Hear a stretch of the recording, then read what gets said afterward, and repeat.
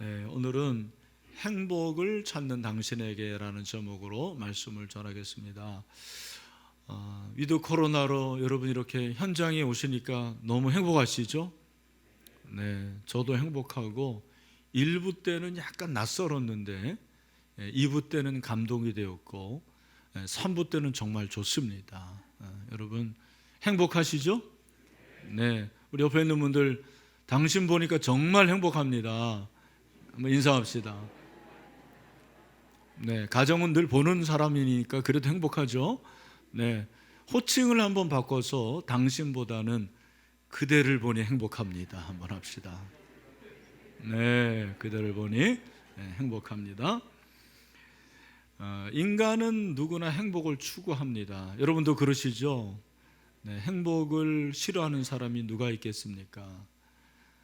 그러나 실제로 행복을 경험하고 행복을 영위하는 사람은 많지 않은 것 같습니다. 행복을 얘기는 하지만 직접 본인이 행복하다고 말하는 사람, 또 행복을 확신하는 사람은 많지 않은 것 같습니다. 러시아의 문호 톨스토이가 행복이라는 소설을 썼어요. 비교적 젊을 때 썼고 청춘 남녀가 만나서 결혼하고 또 자녀를 낳고 그 가운데서 어떤 사랑의 변화, 그것을 통해서 행복이 무엇인지를 우리에게 말해주는 소설입니다. 아이러니한 것은 톨스토이가 행복을 썼지만 본인은 행복했을까? 특별히 결혼 생활이 행복하지 않았던 것 같아요.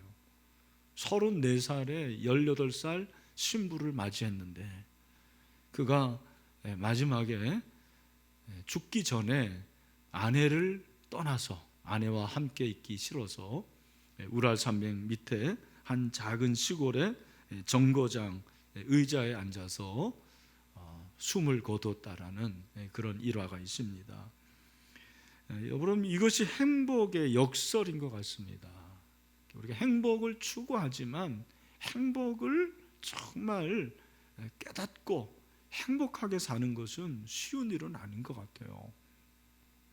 우리가 전도서를 봅니다만 이 솔로몬은 행복할 수밖에 없는 사람입니다. 왜냐하면 모든 것을 갖춘 사람이기 때문에 그렇습니다. 그렇다면 솔로몬의 입에서 어떤 단어가 나와야 됩니까? 좋다. 히브리어로 터브거든요. 나는 너무 좋다. 그런 단어가 나와야 될 거 아닙니까? 실제로 그런가요? 그렇지 않습니다. 처음부터 헤벨이라는 단어를 사용하잖아요. 뭐요? 헛되다, 헛되다. 오늘은 헛되다와 함께 더불어서 어떤 단어를 사용하면 라라는 단어를 사용해요. 그게 나쁘다라는 건데 1절 내가 해 아래서 한 가지 불행한 일이 있는 것을 보았다. 여기 불행하다라는 이 단어가 히브리어는 나쁘다라는 말이에요. 나쁜 일을 봤다. 좋지 않은 일을 봤다라는 거예요. 행복한 일이 아니에요. 그러면 그 나쁜 일이 뭐냐? 2절과 3절에서 말하는 거죠. 2절과 3절을 보시면 잘 눈으로 따라오세요. 어떤 사람은 그의 영혼이 바라는 모든 소원에 부족함이 없어 재물과 부여와 존귀를 하나님께 받았으나 하나님께서 그가 그것을 누리도록 허락하지 아니하셨으므로 다른 사람이 누리나니 이것도 헛되어 악한 병이로다. 사람이 비록 100명의 자녀를 낳고 또 장수하여 사는 날이 많을지라도 그의 영혼은 그러한 행복으로 만족하지 못하고 또 그가 안장되지 못하면 나는 이르기를 낙타된 자가 그보다는 낫다 하나니. 무슨 말입니까? 솔로몬이 보니까 3가지 인생의 축복이 있다라는 거예요.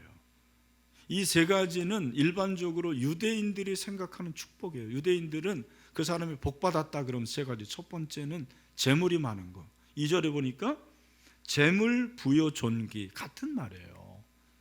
재물을 많이 받았어요. 행복해야죠. 축복이니까. 2번째 복은 다산의 복이에요. 3절 100명의 자녀를 낳았어요. 대단한 복이죠. 그러나 행복하지 않아요. 뿐만 아니라 세 번째 복은 장수의 복이죠. 여기 보니까 장수하여 사는 날이 많을지라도, 정리를 합니다. 세 가지 복이 뭐라고요? 재물, 다산, 장수. 이 세 가지 복을 받았으면 행복해야 될 것 같은데 실제로 행복하다? 하지 않다? 하지 않다. 3절 하반절에 나오죠. 그러한 행복으로 만족하지 못한다. 그러한 행복으로 만족하지 못한다라고 얘기하고 있어요. 그러니까 재물을 그렇게 많이 얻고 그리고 다산, 장수의 복을 얻었을지라도 행복하지 않은 사람은 차라리 3절 하반절에 낙타된 자가 그보다 낫다. 굉장히 과격한 표현이죠. 차라리 낙태한 사람이 낫다. 그렇게 얘기를 하고 있습니다. 저는 이 본문을 보면서 솔로몬이 지금 자기가 행복하다고 말하는 게 아니구나, 행복하지 않다라는 것을 우리에게 우회적으로 말하고 있더라는 것을 깨달았습니다. 우리가 행복을 추구해야 되는데, 행복을 찾아야 되는데 과연 행복이 어디 있습니까? 행복이 과연 있는 겁니까? 오늘 솔로몬이 우리에게 말하는 것이 무엇인지를 같이 한번 살펴보면서 행복이 무엇인지, 어떻게 행복을 찾을는지를 살펴보려고 합니다. 첫 번째 행복은 누림에 있습니다. 따라합시다. 행복은 누림에 있습니다. 누가 행복한 사람인가에 대해서 2절은 우리에게 어떤 사람은 그의 영혼이 바라는 모든 소원에 부족함이 없어 재물과 부여와 존귀를 하나님께 받았으나 하나님께서 그가 그것을 누리도록 허락하지 아니하셨다. 하나님이 허락해 주셔야 돼요. 그것을 누리면 행복한 거예요. 다른 사람이 누리나니, 누리다라는 단어를 사용하고 있습니다. 전도서도 보면 행복이 뭐냐? 결국 내게 주신 분복을 누리는 것이 행복이라고 얘기하는 거예요. 하나님께서 여러분에게 주신 건강, 가정, 작은아마 집, 물질, 그리고 은사, 또 교회, 이런 모든 것들을 내가 가지고 있는데 그걸 누리면 거기에서 행복이 온다고 말씀하고 있습니다. 많고 적고 그게 중요한 게 아닙니다. 좋고 나쁘고가 아닙니다. 중요한 것은 내가 가지고 있는 것을 얼만큼 누리느냐가 중요한 것이죠. 고대 그리스 시인 호라티우는 행복은 누구의 손에든지 잡힐 만한 곳에 있다고 그랬어요. 행복이 먼 데 있지 않아요. 행복은 가까운 데 있습니다. 여러분, 지금 이곳에 행복이 있습니다. 예배할 때 행복합니다. 여러분, 현장에 오니까 행복하시죠? 네, 예배할 때 행복한 거예요. 저는 예배할 때 진짜 행복합니다. 지금 내게 있는 것을 누리는 게 행복이라는 거죠. 행복을 찾고 있으십니까? 누리십시오. 내가 소유하는 것, 그것을 누려야 됩니다. 즐거워해야 돼요. 아무리 많이 가지고 있어도 누리지 못하면 그건 내 것이 아니고 남의 거예요. 제가 꽤 오래전에 우리 교회에 오셔서 부흥회를 인도하신 목사님의 얘기를 기억해요. 여러분 기억하는지 모르겠어요. 이분이 미국에서 부흥회를 인도하는데 그 교회 성도님의 가정에 머물게 됐어요. 숙소를. 여러분이 아시는 대로 이민 사회는 정말 각박합니다. 이민자들 새벽에 일어나서 일터에 나가가지고 밤 늦게 돌아와요. 계속 다람쥐 쳇바퀴 같은 그러한 삶을 삽니다. 대중 그래도 교회 다니는 분들, 예수 믿는 사람들은 교회 가니까 주일날 한 번 쉬는 거예요. 이 가정이 가보니까 대저택이에요. 으리으리합니다. 세상에 집안에 수영장도 있는 거예요. 그런데 이 목사님이 보니까 그 주인은 며칠 동안 보니까 새벽에 일찍 나가서 목사님 얼굴도 잘 못 보는 거예요. 밤늦게 들어와요. 근데 잘 보니까 그 낮에, 대낮에 그 넓은 수영장을 헤엄치는 한 사람이 있었으니 누굴까요? 그 집 가정부가 수영을 하는 거예요. 주인은 그냥 아침에 일어나가지고 밤늦게 들어오고 수영장 발도 못 담그는데 그 가정부는 수영을 하는 거예요. 물론 수영한다고 행복한 건 아닙니다. 목사님이 말씀하시는 의도는 뭐냐면 과연 누가 행복하냐, 누가 누리느냐라는 것이죠. 여러분 지금 현재를 누리고 있습니까? 내게 있는 것에 만족하고 감사하고 그것을 즐거워하고 있습니까? 여러분 우리에게 주신 자유를 누리시길 바랍니다. 은혜를 누립시다. 하나님이 내게 주신 모든 것을 누리는 게 즐거운 거예요. 그게 진짜 행복이에요. 여러분은 잘 누리세요? 저 같은 목사는 이상하게 누리면은 죄 짓는 것 같아요. 좋은 데 가고 또 아주 좋은 음식 먹으면은 이상하게 걸려요. 그게 불편해요. 최근에 기독교 강요를 제가 읽는데 칼빈이 그런 얘기를 해요. 하나님께서 우리에게 주신 모든 것들은 우리가 즐거워하고 유쾌하라고 주신 것이다. 그걸 가지고 우리가 죄책감을 가질 필요가 없는 거예요. 잘못 사용만 모르겠지만 하나님께서 내게 주신 것을 내가 누리는 것은 그게 잘못된 것이 아니더라고요. 그런 의미에서 오늘을 내가 사는 거예요. 오늘 내게 주신 것, 내가 최선을 다하는 것이 그것이 바로 행복의 시작입니다. 오늘을 누리시기를 바랍니다. 오늘을 사십시오. 내일 살지 말고 오늘을 사세요. 예수님이 마태복음 6장 34절에서 뭐라고 말씀하십니까? 같이 한번 읽읍시다. 시작. 그러므로 내일 일을 위하여 염려하지 말라. 내일 일은 내일이 염려할 것이요 한날의 괴로움은 그날로 족하니라. 아멘. 여러분 내일이 걱정되시죠? 그 걱정은 붙들어 매세요. 내일 걱정하십시오. 한날의 괴로움은 그날의 족하다 말씀하시는 거예요. 여기서 이 족하다라는 그 말은 충분하다라는 거예요. 오늘의 괴로움으로 충분하다. 지금 현재를 누리는 거죠. 지금 이 시간입니다. 이 시간. 이 시간에 하나님이 주시는 은혜를 누립시다. 그리고 하나님을 경험합시다. 그래야지 내일이 최상이 될 수가 있는 것입니다. 왜 누리는 사람이 행복할까? 누림은 만족을 낳기 때문에 그렇습니다. 행복하지 못한 사람은 만족이 없는 사람이에요.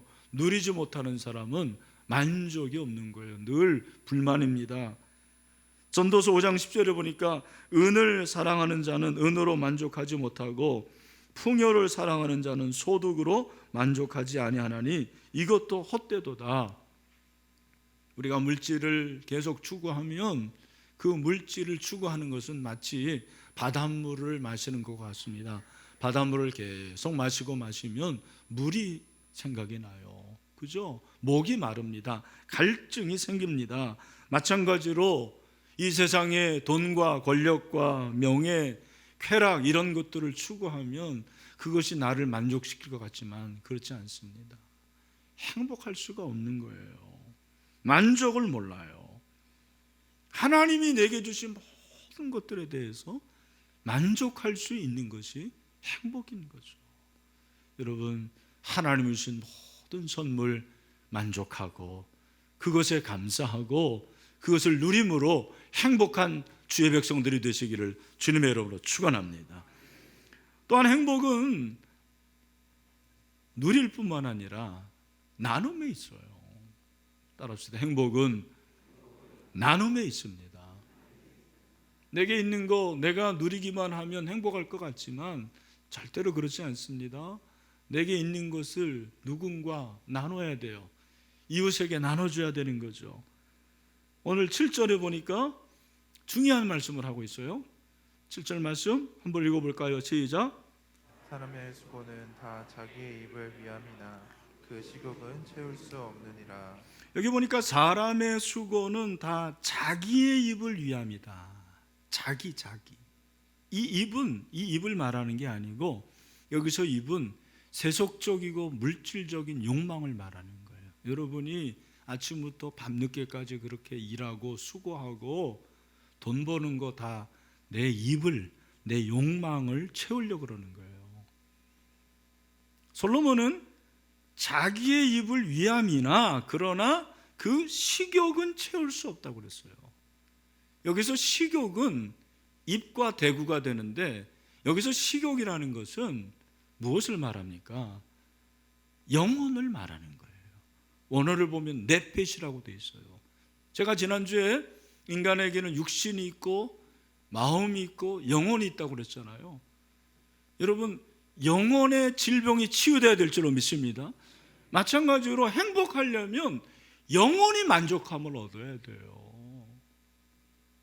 그러나 이 세상이 어떠한 수고로도 내 영혼이 만족이 안 되는 거예요. 어떤 쾌락 그리고 즐거움, 이 세상에 어떤 것도 내 영혼을 만족시킬 수가 없다고 솔로몬은 말씀하고 있습니다.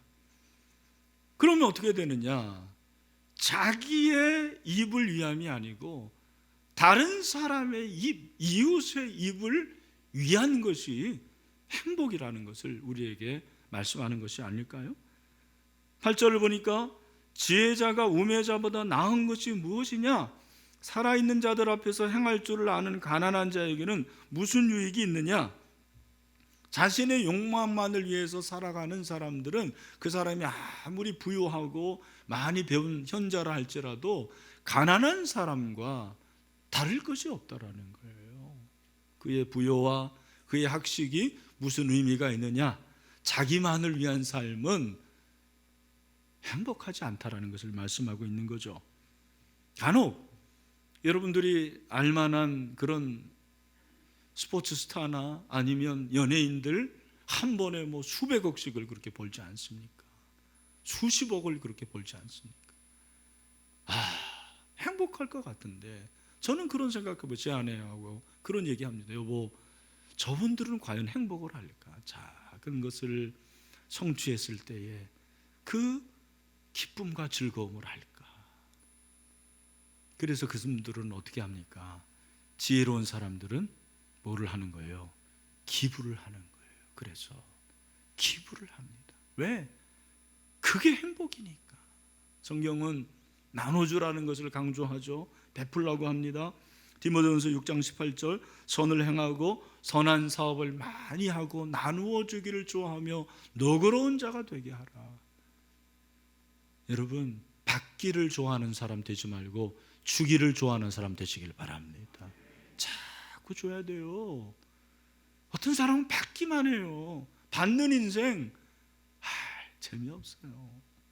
줘야지 행복한 거예요. 성경은 베푸는 것을 심지어 예배라고 말씀하십니다. 히브리서 13장 16절 말씀에서 뭐라고 말합니까? 다 같이 시작. 사람과 서로 나누어 주기를 잊지 말라. 하나님은 이 같은 제사를 기뻐하시느니라. 여기 보니까 선을 행하고 서로 나누어 주기를 잊지 말라. 하나님은 이 같은 뭐를 기뻐하신대요? 제사. 여러분, 나눠주는 게 예배예요. 여러분들이 하나님께 드리는 예배는 열심히 하는데 인색하고 자기만 알고 이기적인 사람은 하나님이 원하시는 예배자는 아닙니다. 자꾸 줘야 돼요. 행복을 찾으십니까? 나누시기를 바랍니다. 목회도 나눠주는 거더라고요. 목회는 이건희 목사가 성공하려고 하는 게 아니에요. 여러분을 행복하고 성공하게 만드는 것이 목회예요. 여러분도 마찬가지입니다. 내가 나 잘 먹고 잘 살려고 신앙생활 한다. 그건 하나님이 기뻐하시지 않습니다. 우리 신일교회 하나님을 기쁘시게 하는 교회고 이웃을 행복하게 하는 교회가 되기를 소망합니다. 자꾸 줘야 돼요. 나눠줘야 됩니다. 그럴 때 하나님이 일하시더라고요. 초대교회를 생각해 보면 초대교회 성도들은 정말 가난했습니다. 1세기 그리스도인이라는 책을 읽었는데 거의 다 가난해가지고 겨우 입에 풀칠할 정도로 살았어요. 우리는 부자입니다. 진짜 놀라운 것은 그들이 모인 공동체인 교회에는 풍성함이 있었어요. 사도행전 2장 44절 45절 믿는 사람이 다 함께 있어 모든 물건을 서로 통용하고 또 재산과 소유를 팔아 각 사람의 필요를 따라 나눠주며, 여기 통용하다 그 말하잖아요. 통용이라는 건 뭐예요? 서로 사용하는 거예요. 공용을 말하는 거예요. 니께 내 거고 내게 네 거야. 이게 공동체잖아요. 그리고 나눠주며, 이 말은 조각낸다라는 말입니다. 콩알 작지만 그것도 나눠 먹는 거예요. 그게 바로 교회라는 것입니다. 나눠주는 게 진짜 행복이에요. 그러나 남에게 나눠주는 것은 어려운 일입니다. 우리 목자들 왜 어렵습니까? 계속 퍼줘야 되거든요. 계속 나눠줘야 되거든요.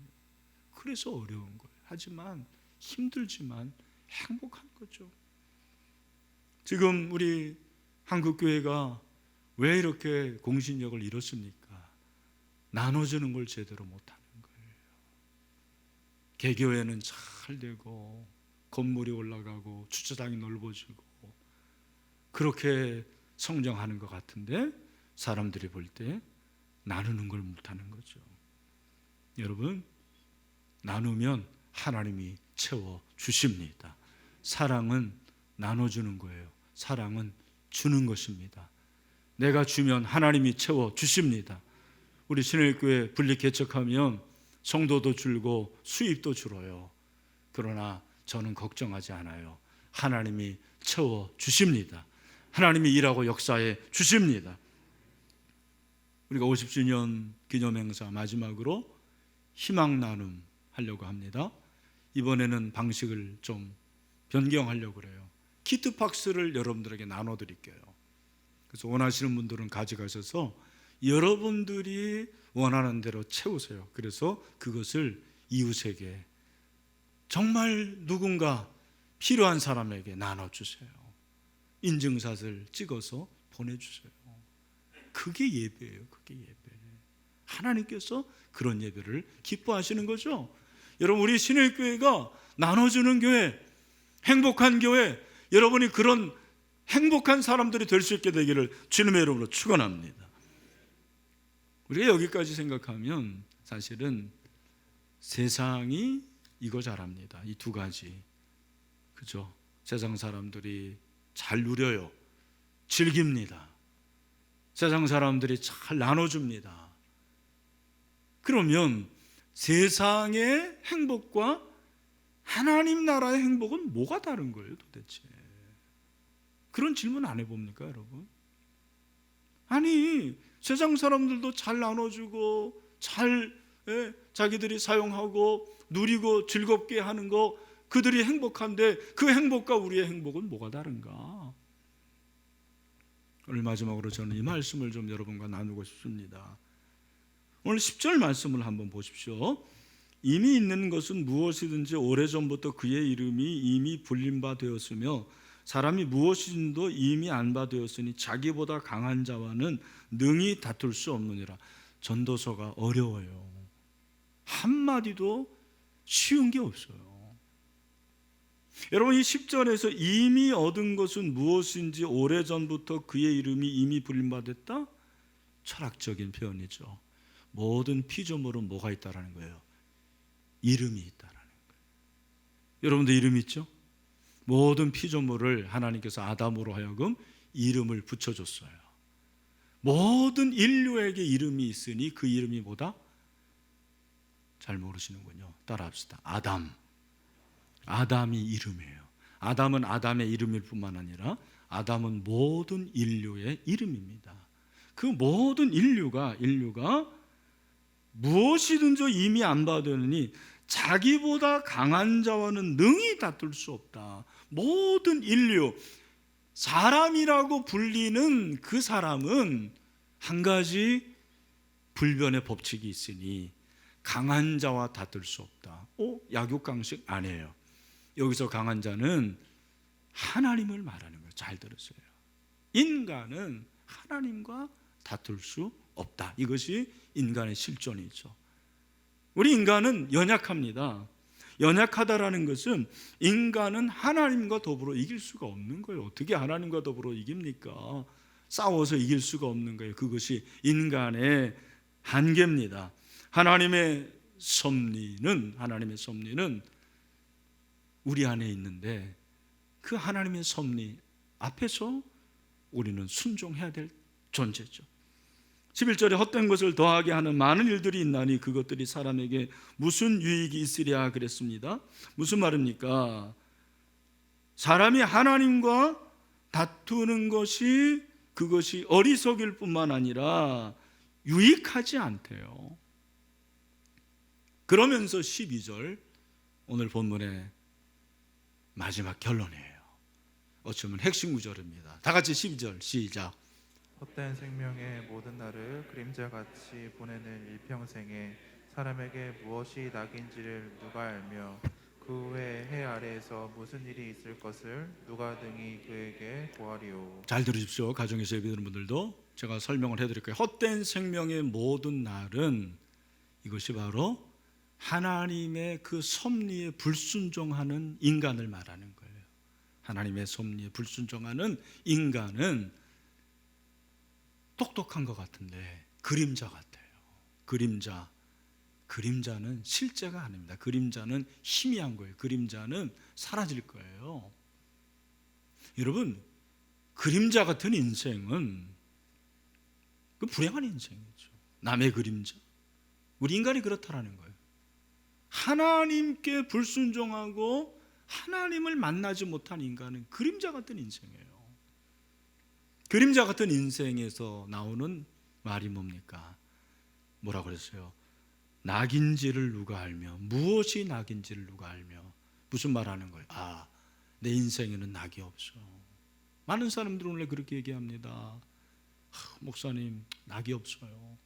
살 맛이 안 납니다. 예수 믿는 사람이 그러면 안 되거든요. 근데 우리가 예수를 믿으면서도 낙이 없습니다. 즐거움이 없습니다. 그렇게 얘기를 하는 사람들이 많아요.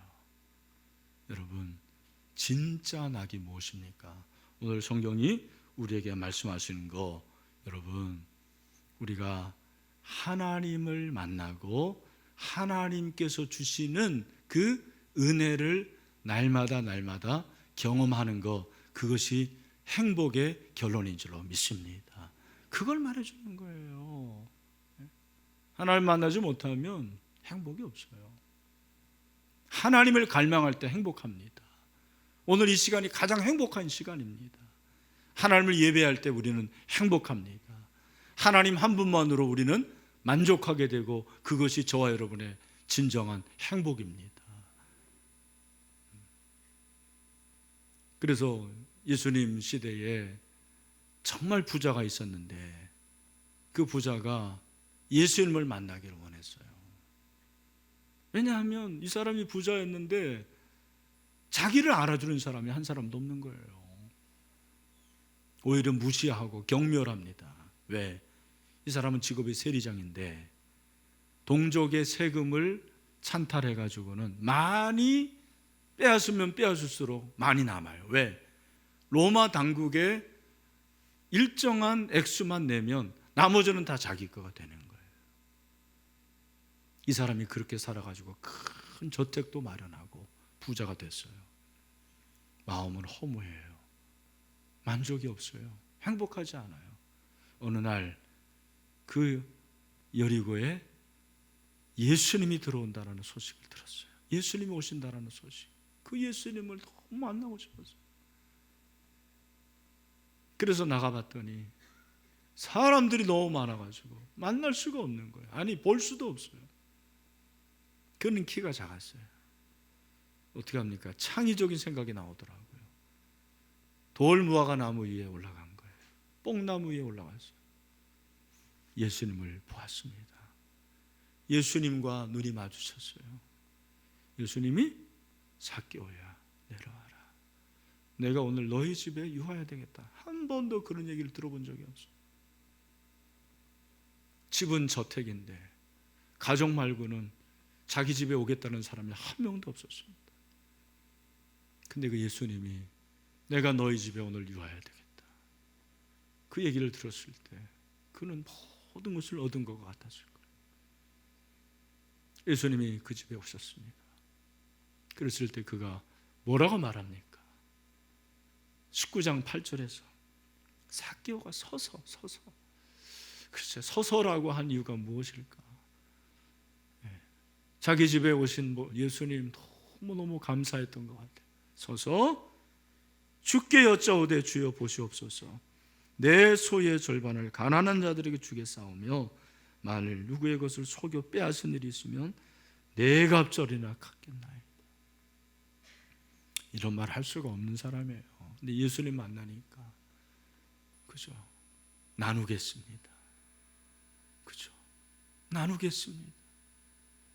그리고 자기의 것을 나눠주는 거죠. 예수님 뭐라고 말씀하십니까? 우리 9절 말씀을 다 같이 한번 읽겠습니다. 시작. 예수께서 이르시되 오늘 구원이 이 집에 이르렀으니 이 사람도 아브라함의 자손이미로다. 아멘. 여러분 예수님을 만나면 아브라함의 자손이 되는 줄로 믿습니다. 하나님의 자녀가 됩니다. 하나님의 자녀인 것이 가장 큰 행복인 줄로 믿습니다. 오늘 여러분 우리가 하나님의 자녀가 되지 않았습니까? 저와 여러분은 행복한 사람입니다. 나는 따라합시다. 나는 행복한 사람입니다. 나는 행복한 사람임을 선포합니다. 할렐루야. 여러분은 행복한 사람입니다. 낙이 없다고 그러지 마세요. 늘 행복을 선택하시고 나누고 즐기고 누림으로 하나님이 주시는 행복을 경험하는 여러분이 되시길 주님의 이름으로 축원합니다. 마지막으로 제가 오늘 이 찬송을 여러분들에게 좀 들려드립니다. 제가 부르진 않겠습니다. 아주 잘 부르는 자매가 한 명 나와서 부르겠습니다.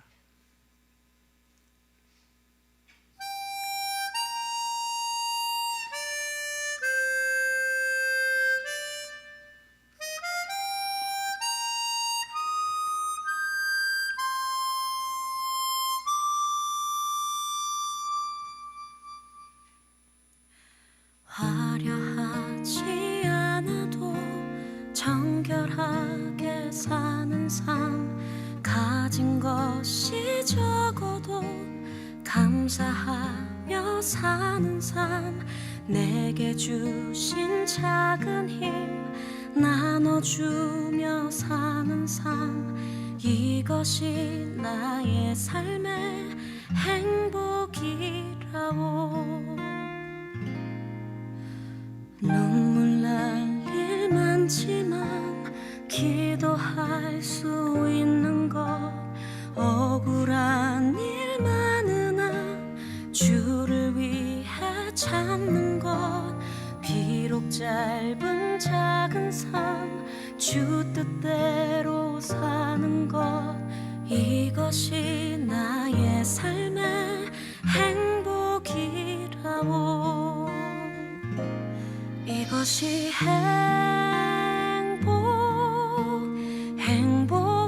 행복이라고. 세상은 알 수 없는 하나님 선물, 이것이 행복이라고.